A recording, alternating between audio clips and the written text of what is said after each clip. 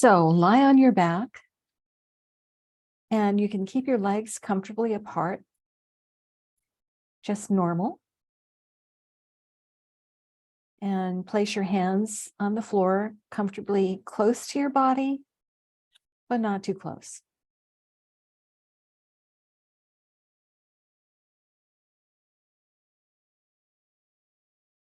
When the body lies like this, or the human body in general, it has some major lines of structure. One line is the length of the spine, the direction of that spine from the tailbone toward the head. Then there are two others, the arms, right and left, and the legs. So if you took a piece of paper and drew these 5 cardinal lines of the structure of the body, you will not mistake them for anything but the human body. That is, with the little circle on top. You would know if you saw an outline of the human body, anybody's body, you would know what it is.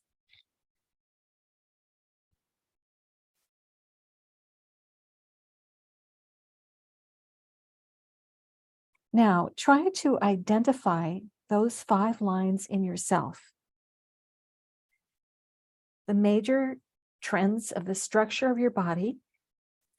Think of the coccyx, the tailbone, the way it touches the floor, if it does, and follow through with seeing with your eyes closed, feeling, sensing, imagining how the tailbone touches the floor, and follow it up slowly, gradually along the spine, up to the place where the head touches the floor, and feel that connection.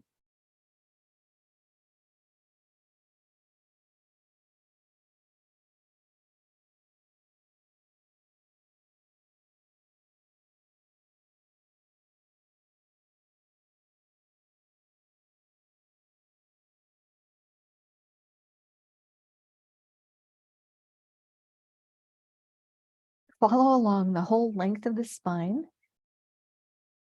through the pelvis, the lumbar region, the dorsal region, between the shoulder blades, the cervical spine, and up in the middle of your head, there's 2 bones called the atlas and the axis. So some of these areas of the spine will be clear and crisp and easy to contact, and others might be dull or basically impossible to perceive. See what it is for you.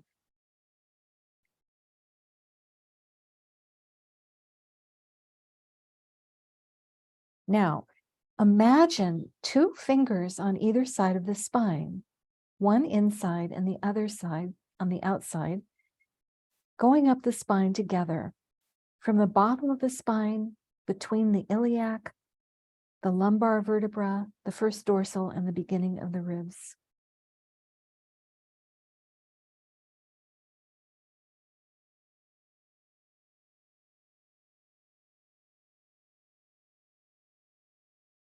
So imagine 2 fingers on either side of the spine, palpating, going up the spine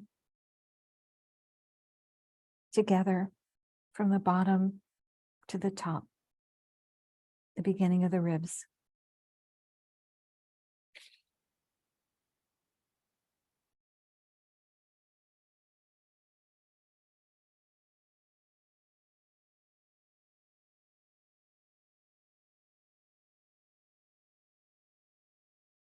And now switch the 2 fingers over and go down the spine to the bottom of the spine. So starting at the top, feel the 2 fingers going down your spine and see if you can actually feel the outline of the vertebra in your imagination. You don't have to be correct or perfect. Just see what you can imagine.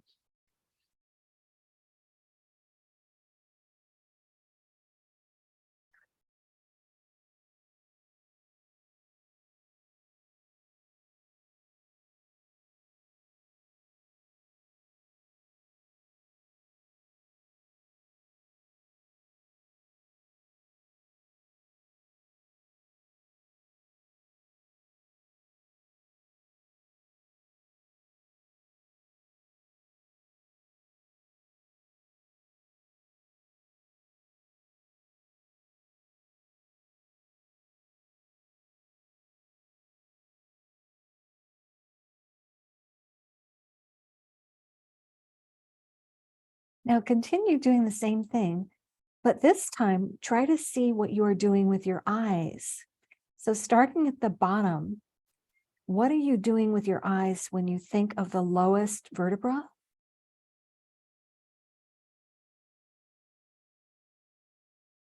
As you're moving up the vertebra, do your eyes move in their orbits when you think of the lower part, and do they move upward when you think of the upper part of the body? So slowly trace the vertebra while you are, quote, seeing. Of course, your eyes are closed.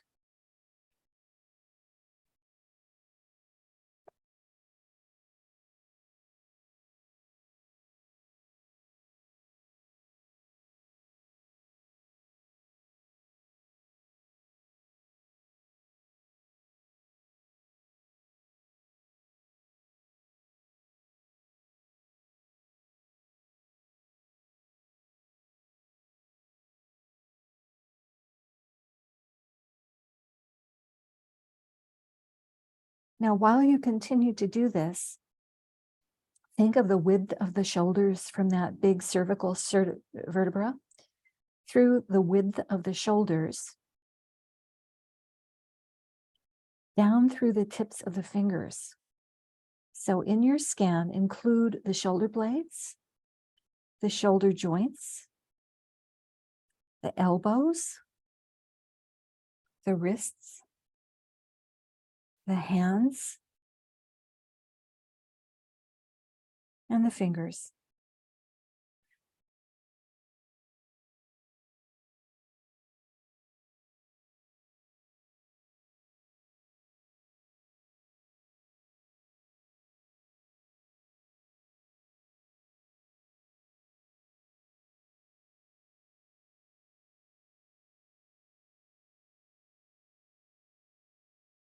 Let's think of the right arm first when we do this.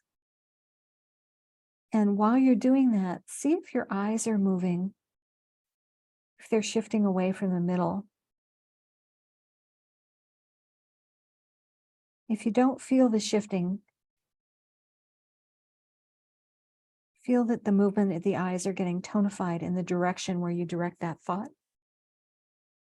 So you're going from your right shoulder blade to the elbow, to the wrists, to the hands, to the fingertips.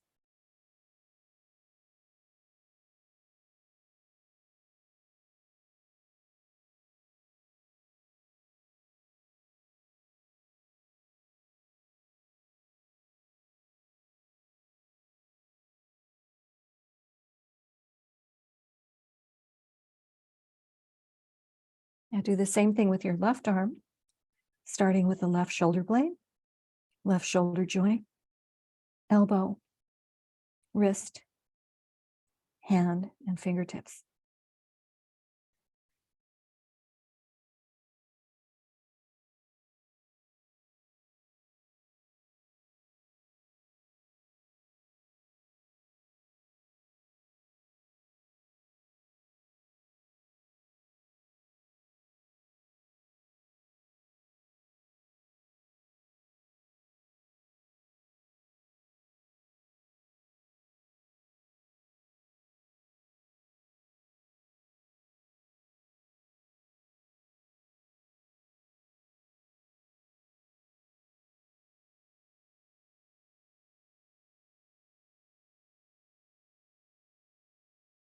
Now, without moving, see where your right hip joint is.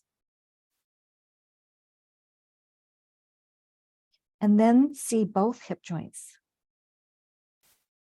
And which hip joint is lying better on the floor? Which one is clearer?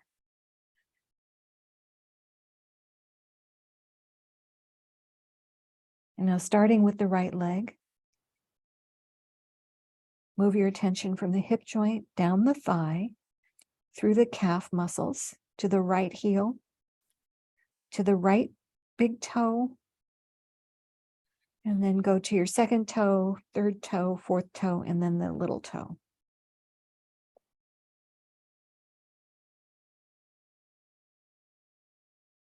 And now we're going to do the same with the left leg. Envision your left hip joint, the left thigh, left calf, then the heel, then the big toe, second toe, third toe, fourth toe, and little toe. And while you're doing this, notice whether your eyes are looking in the direction of the legs.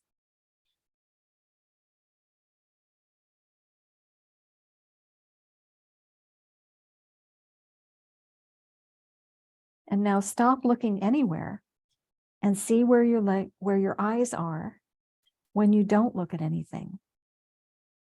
Where are your eyes pointing when you're not looking at anything?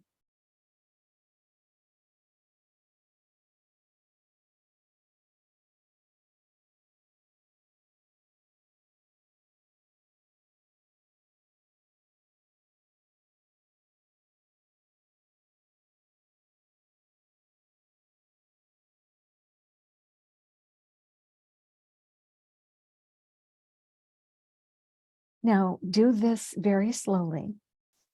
Think of the little toes, and you will see that the eyes are actually at the top right and left corners, looking apart, as if they were looking at the right ear above the temple and at the left ear.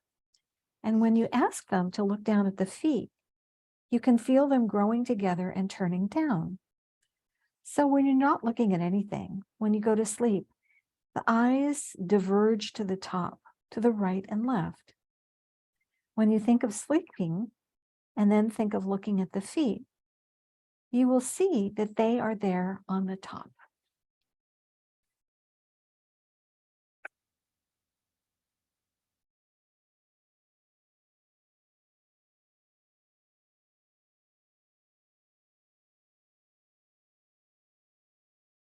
Now, for a moment, think of the 5 lines and see if you can perceive them, even if roughly, of all the 5 together.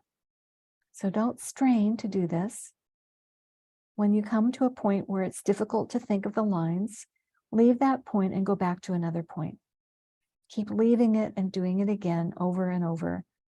When you lose contact with the point, just leave it. Do it again from any point where you feel right.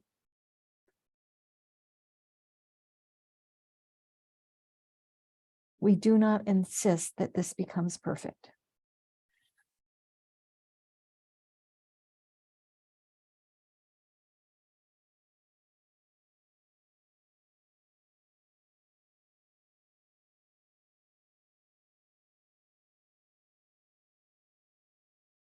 Now try to see those 5 lines and have them always in the background. So in the background of your awareness, you will see that any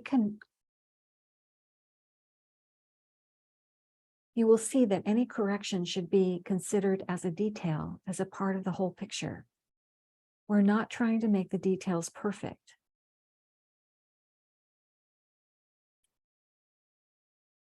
Now, with the cardinal lines in your mind, free enough of your attention to see how you breathe. Observe your navel and see whether there is movement there. See what it does. Does it lift itself? Does it sink? And when does this happen? See what happens when you take in some air.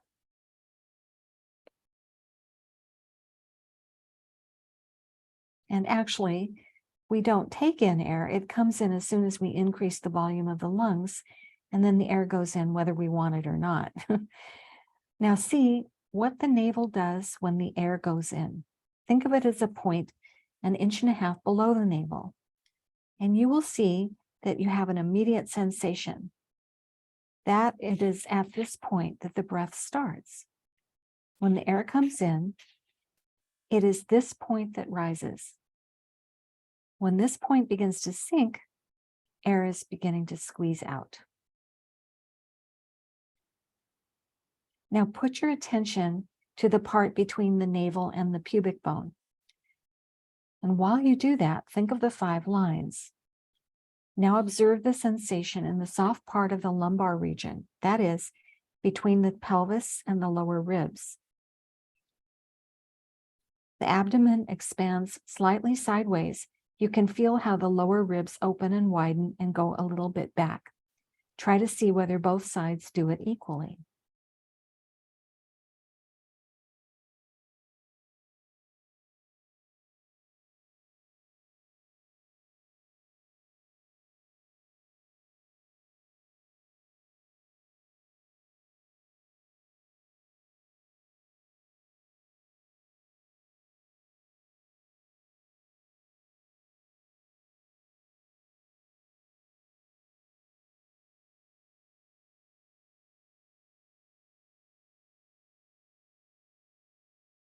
Now think of the lumbar region, the length of the spine, and observe the breath and lift your head up off the floor a little bit. Doesn't matter how little, you can just unweight it and then put it down again. So lift your head up just a little bit and then put it down. As you do this, what happens to the lumbar spine and what happens to the ribs? Can you feel the spine being pressed against the floor in the lumbar region? Do this several times. Slowly, now observe, do you breathe in or out when you lift the head? At what moment do you expel the air, and at what moment do you breathe in? If you do the movement slowly, you will see that when the head touches the floor, you breathe in. So do this slowly and easily. If you lift hard, you will find all the flexors, all the muscles in front of the neck will strain because they are not meant to be doing anti-gravity work.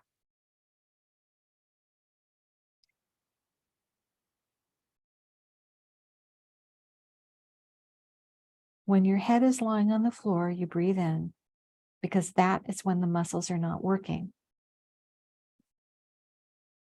See if you are doing this or doing it the other way around.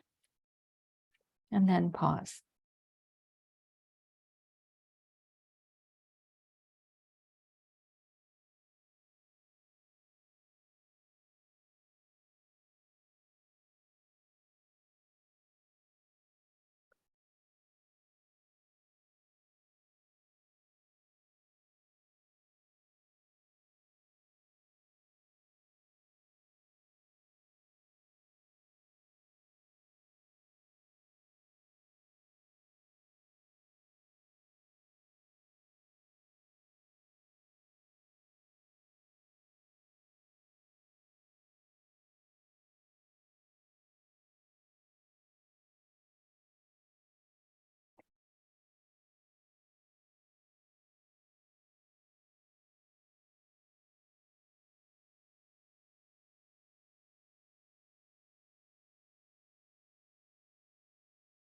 Now, lift the right shoulder blade and shoulder off the floor several times.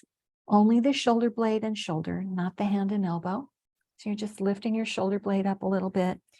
And you will see that you can't do this unless the hand is lying properly.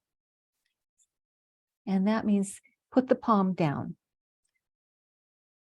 Do this a few times and observe your breath while you're doing this. So the palm is down, you're lifting your right shoulder and shoulder blade off the floor and then bringing it back home. A few times. And then accelerate the movement, making small, insignificant movements, but very fast. We make the difference between hurrying and going fast. Keep breathing and make the movement simpler, faster, shorter, smaller, whatever you like, but make it fast. Only the shoulder and shoulder blade. Don't do anything special with your breath. Just leave it alone and see that you don't hold it.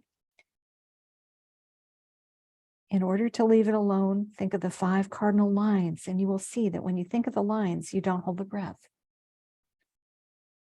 Now rest.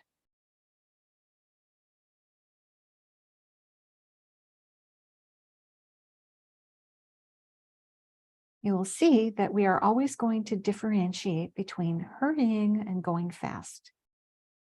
In fact, those people who can go fast don't need to hurry. It is only those who can't go fast who hurry. Interesting, isn't it? He was such a genius. Okay, now lift the head again and see whether you feel a difference in the right side and the left. So just lift your head slightly and lower it slightly. Close your eyes. And can you tell whether your nose goes in the middle or if it's turned a little to the left? What is it for you when you lift your head?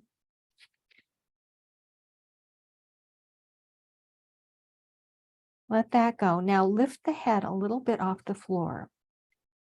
And Moshe says to bang it slowly against the floor. I'm suggesting you might bump or slightly tap it against the floor. Do this a few times. Lift the head slightly off the floor and then bring it down a little bit. And do this fast, lifting the head as little as possible. Otherwise, it would be, and make it fast instead of hurrying. So start slowly and increase the speed. If you start slowly at first, you will observe that you do something with the stomach muscles and the breath and the ribs in front and the lumbar spine on the floor. All participate in the same movement. So if you do this slowly and lift the head more significantly, then you will see that in order to increase the speed of the movement, you have to abandon all those slow movements of the ribs and stomach, which are concerned with the body movement of bending. These are long, slow movements. Therefore, you cannot move the head fast if the major impulse comes from there. There is a way of doing it. Do it slowly, reduce the size of the movement, and you will find that it is possible to tap your head at an incredibly fast rate, like a woodpecker pecking. See if you can find that. Da, da, da, da, da, da, da, da, da. And then stop.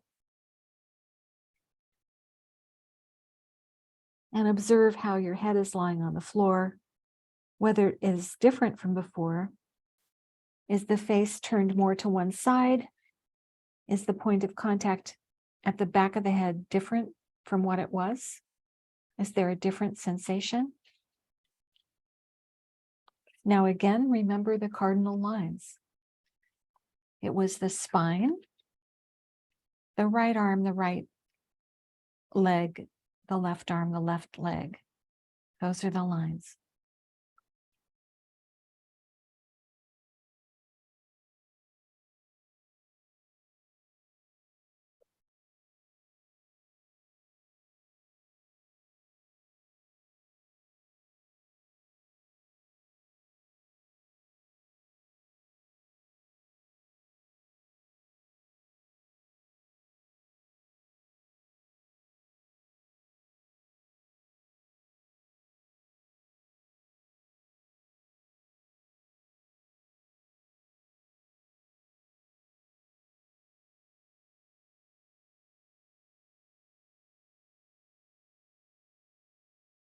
Now, lift your left shoulder off the floor and see how different it is from the right.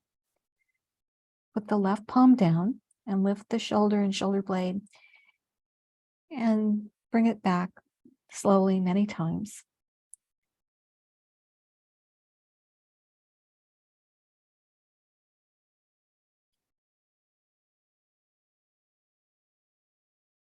And while you do this, slowly observe the rest of the body and see what it does. See if it is really necessary for the other parts of the body to do anything.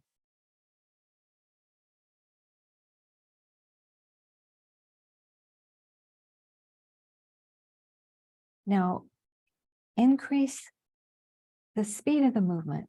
Do not hurry, but do it faster. So that means smaller, easier movements. Disconnect them from the breath, and you will find that you can do it faster as long as you keep breathing. It's almost like an oscillation.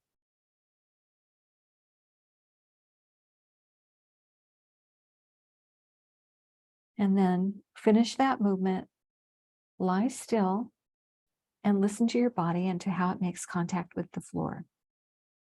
See how it is lying on the floor, and especially observe the shoulder blades.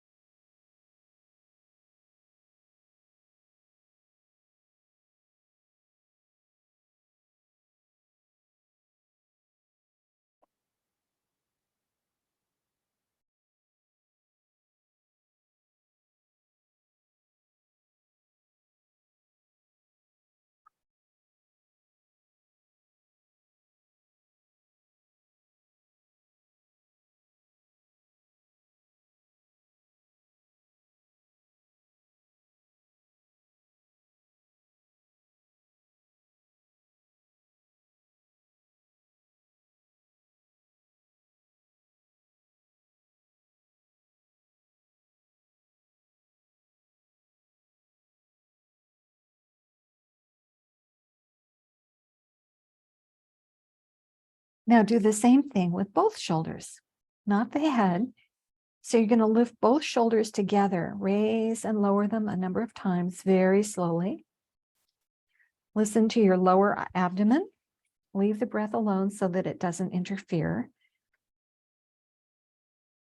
And gradually increase the speed as fast as you can, but gradually, so that it is speed and not hurrying. Leave the breath alone. Do not stop the movement of the shoulders to take a breath, but allow the movement to move unconcerned with the movement of the shoulder. There's something that you have to do with your tongue, with your palate, with your diaphragm. You can go on moving like that forever without interfering with the breath.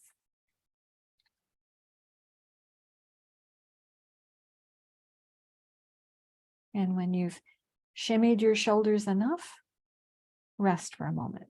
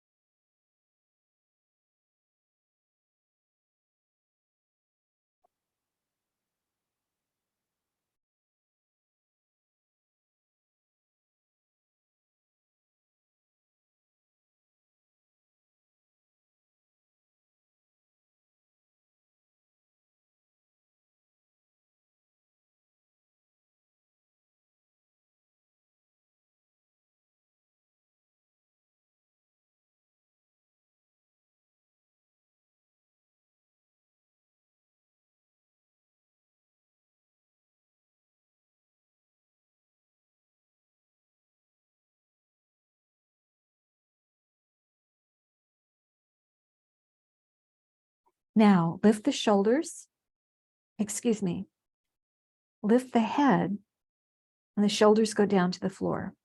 Now lower the head and raise the shoulders. So do that a number of times.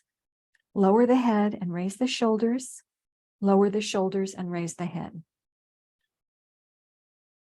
So they're doing opposite things. Shoulders lift, head lifts. And gradually observe the 5 cardinal lines and the breath.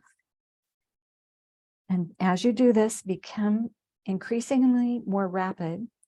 It doesn't matter how high or low, but do a few rapid movements in which you cannot consciously interfere so that you are freeing the body from its voluntary imposition. It's kind of happening by itself. And once you've discovered how easy this is, rest and see what this movement has done for you.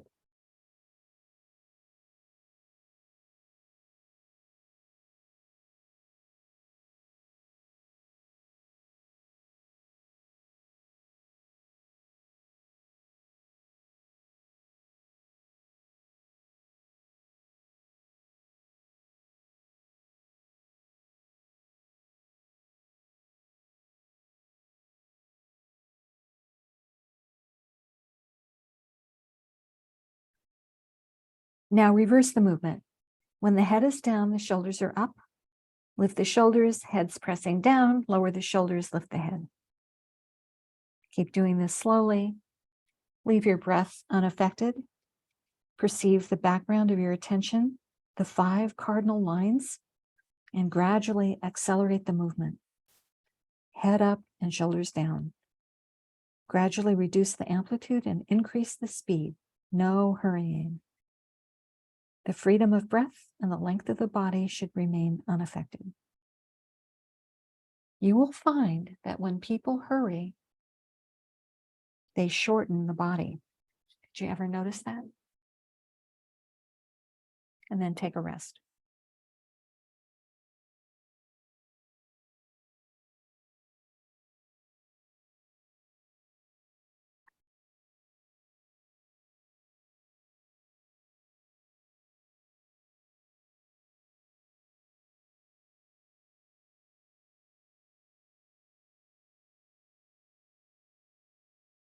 Now, lift the right hip off the lift the right shoulder, lift the right shoulder and lower the left, and the other way around. So lift your right shoulder, lower the left, lift your left shoulder, lower the right. Keep alternating. And as you do this, increase the speed without hurrying. Lift. As you go faster, you're going to make a smaller movement. It's like a shimmy.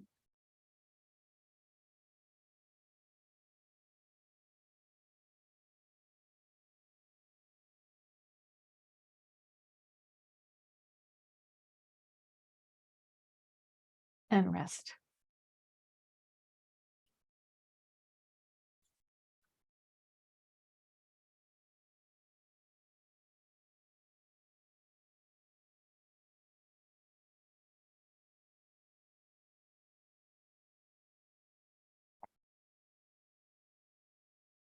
Now, lift the right hip off the floor by pressing your right heel against the floor. Don't turn sideways. It's just a little movement. So press your right heel and that will lift your right hip. Do that a few times.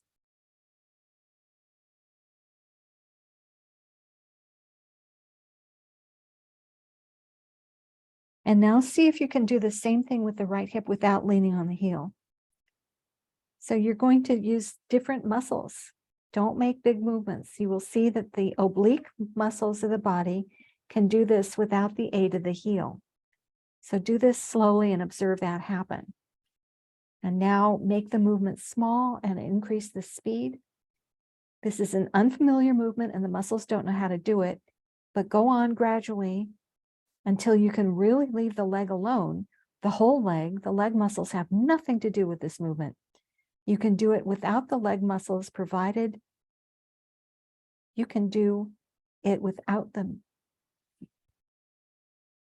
leg muscles that were provided before.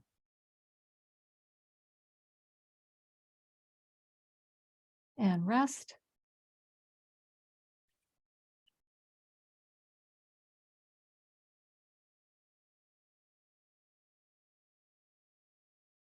And now lift the left hip, first by leaning on the left heel and pressing the heel into the floor.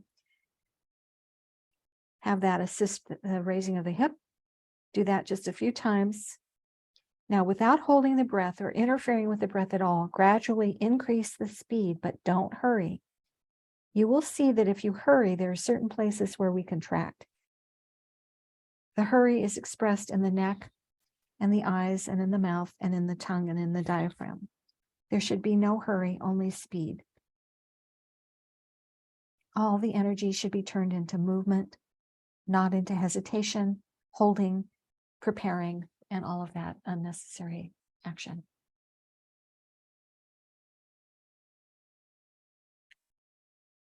And rest.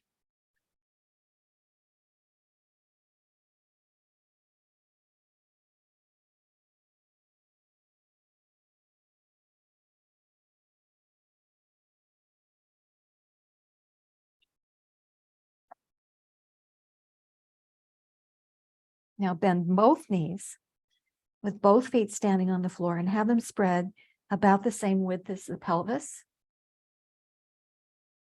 And now lift the right leg very fast a few times without touching the floor with the feet, so that the knee moves rapidly. Make it a small movement, but as fast as possible. So you're lifting the right leg fast, but don't let the heel touch the floor. You're just moving, shaking the knee up and down a few times.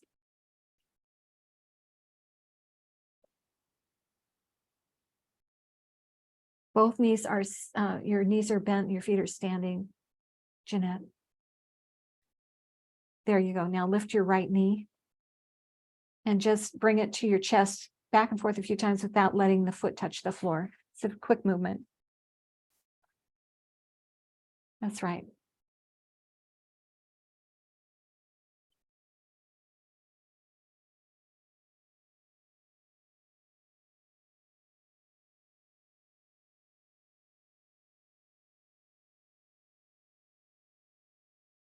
Now put your foot down and see which part of your body is in better contact with the floor. And we'll do the same thing with the left leg. So lift it off the floor, move the knee in the direction of the head, back and forth without touching the floor with your foot. Do it slowly and then see how different this leg is from the other. Gradually increase the speed, reducing the amount of the movement. It's a little tiny thing. And when you're finished with that, lower the legs, lengthen them one by one, stretch them out.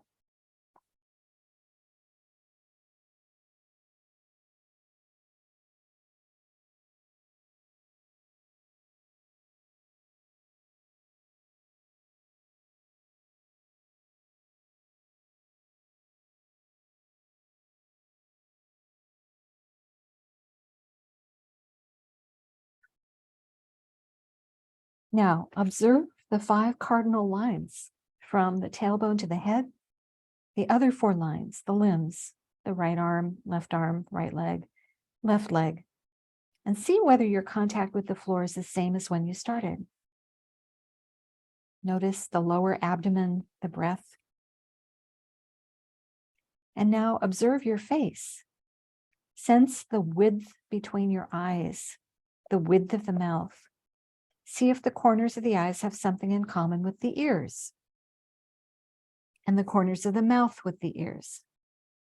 That means the face can widen or broaden.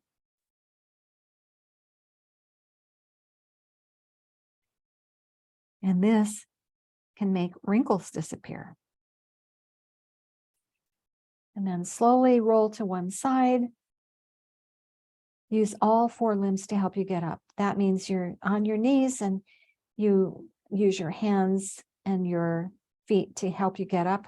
But if that's not possible, use a piece of furniture, some nice furniture to help you get up, however you can. And once you're standing, take a little walk around and see what this lesson has done for you.